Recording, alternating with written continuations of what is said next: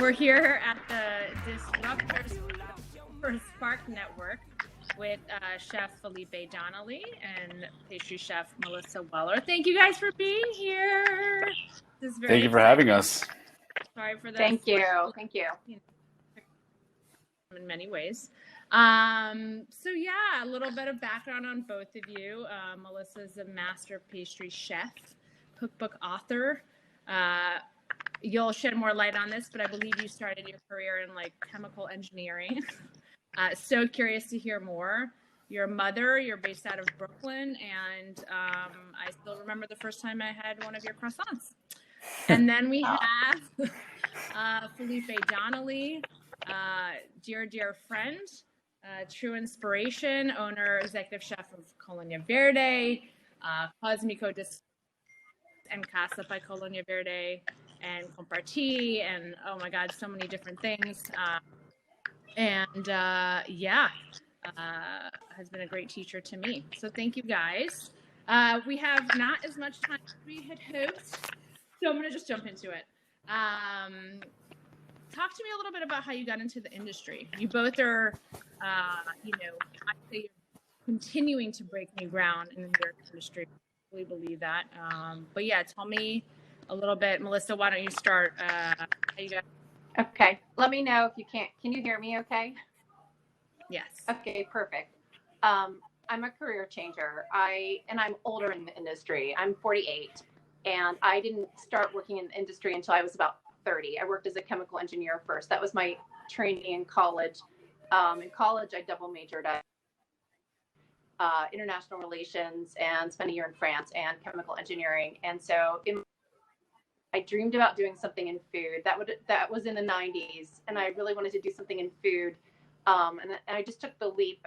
There was a certain point in my late 20s, I just took a leap. I went to culinary school, French Culinary Institute. A little bit before that, I just jumped in and tried to work in restaurants in San Francisco and San Diego, and that led me to come back. I'm from the East Coast, so I came back to New York to study at the French Culinary Institute. That was in 2003. And then I've just been here in New York City working as a baker, primarily in this industry for the last 10+ years. That's amazing. So much more I want to ask.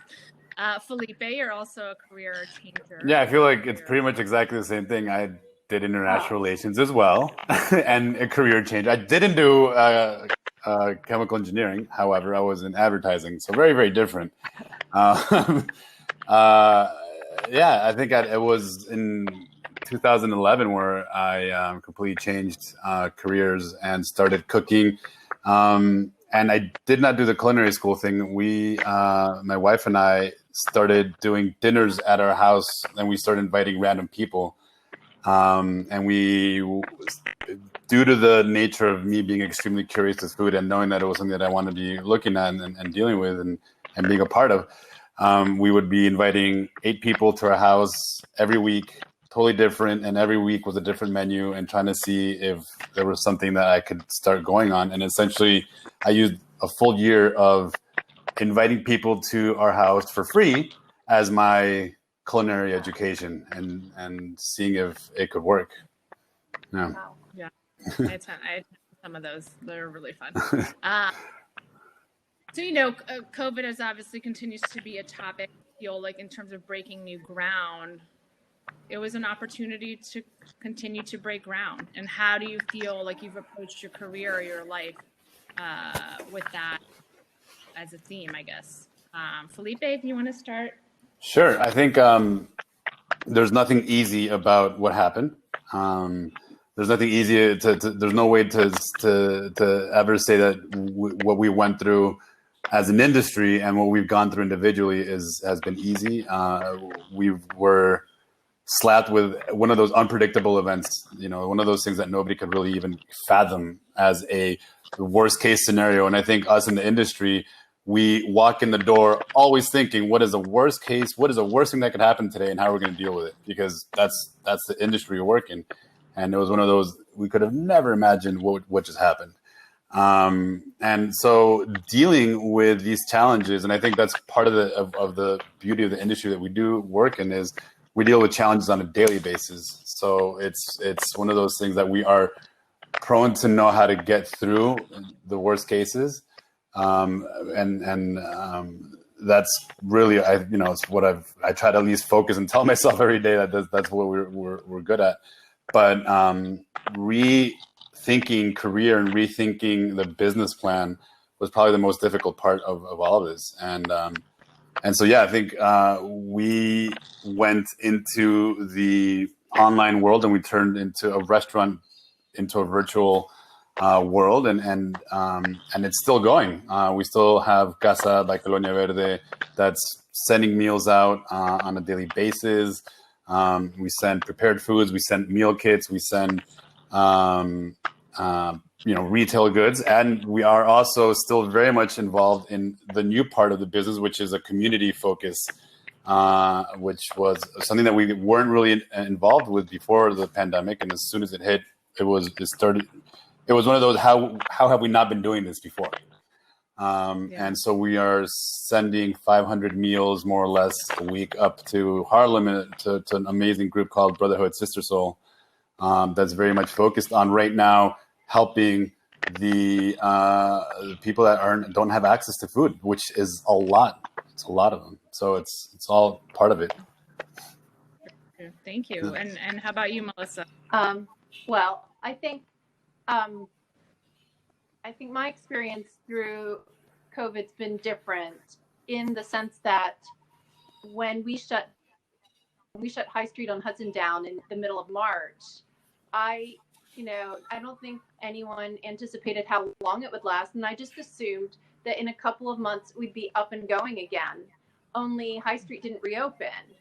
And then it did reopen in August, but it didn't reopen the bakery part. And I think if I back in my career, the last 10 years, I've had various different partnerships. I've always enjoyed working with a team and have always looked for partnerships and I haven't been necessarily interested in going solo. And as a baker in a bakery, I've always joined forces with a restaurant group as a team, like restaurant bakery team. So High Street didn't reopen its bakery. And so this is the longest I had been unemployed in my entire life. I have been unemployed longer now than I was when I was pregnant and gave birth to my son. I wasn't expecting it at all. I didn't think, I'm going to be unemployed for 6 or 7 months. And, somebody in the industry, like when you get into this industry, you're aware of like how much or how little you get paid, you try as much as you can to save and have, but it's not really enough to sustain me for 6 or 7 months. And, then I was faced with, well, what do I do now? I don't have a place now. I don't have a place of my own, but I have a skill set and I have a cookbook that's coming in. I do with all of these things. And I literally didn't, I think because over the summer, I started to try to formulate some plans. One of the plans is, okay, I'll write this, I'll work on a second cookbook. And then I was really like, well, what am I going to do? I don't pop-ups at different places. I'm a very organized person. And when you put me into it's all of this like stress and anxiety, and it just don't do well. Like, and I'm like, is that what to make ends meet? Like really for me, it was sort of about like survival. Like I've got to pay my bills. I've got to pay my, what do I need to do to like make it work? So. Yeah. You just made me think of another. Take a breath. So I just,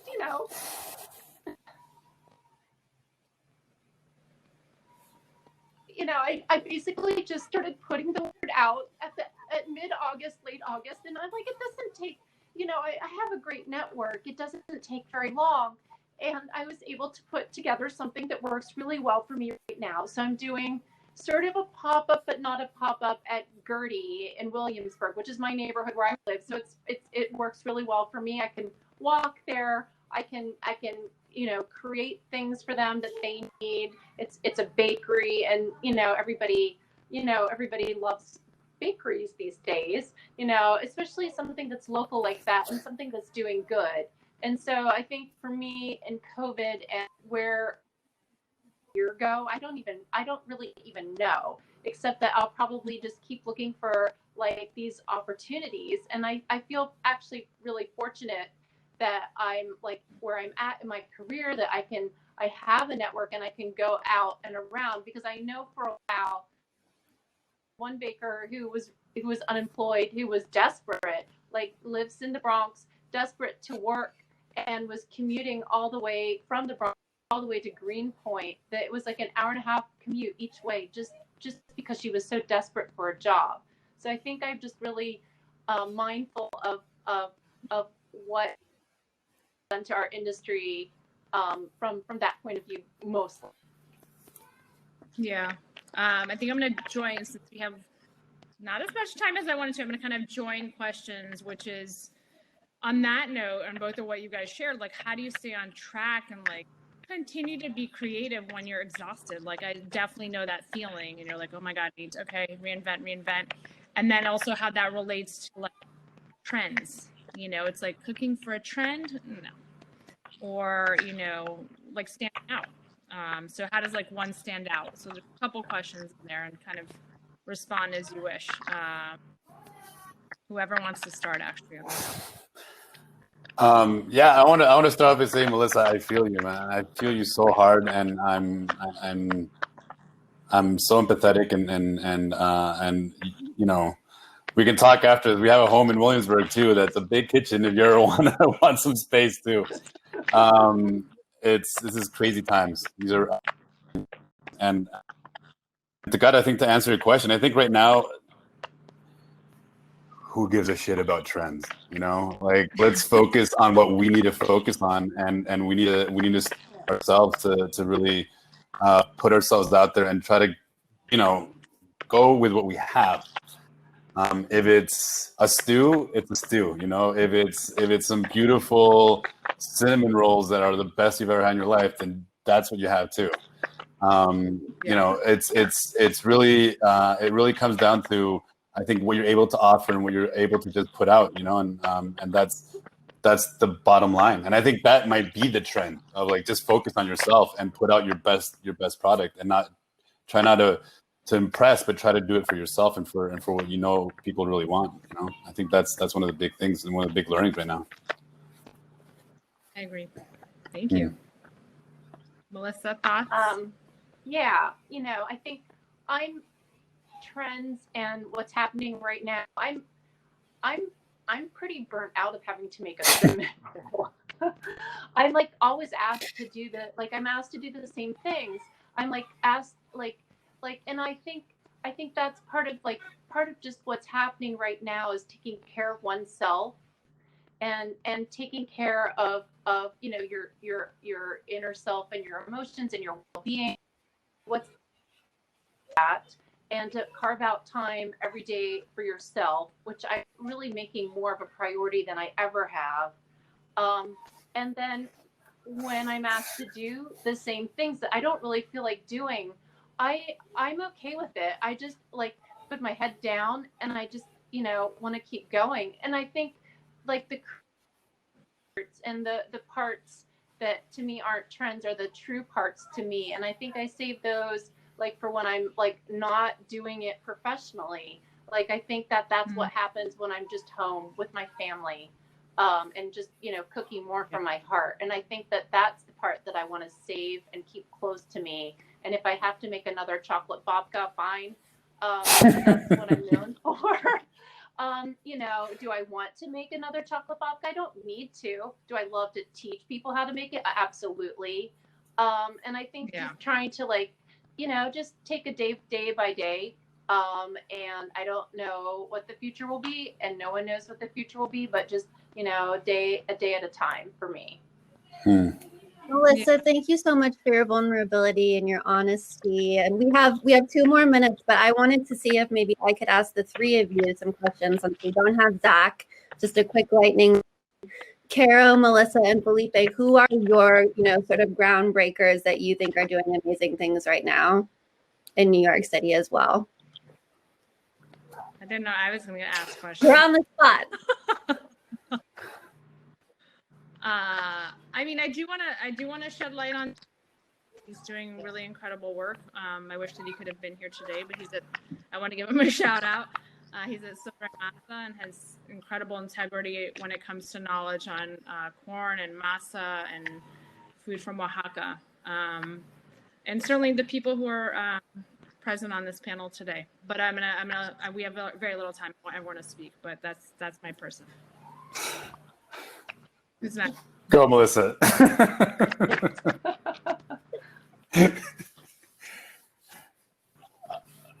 I mean, look, I'll piggyback on you. I think Zach is doing some beautiful things. I think right what's happening in the world of going deep into the Mexican cuisine, into other than just the simple tacos, but like what the essence of tacos are, and understanding what the tortilla and really understanding where the masa is coming from and where the corn is something that's spectacular.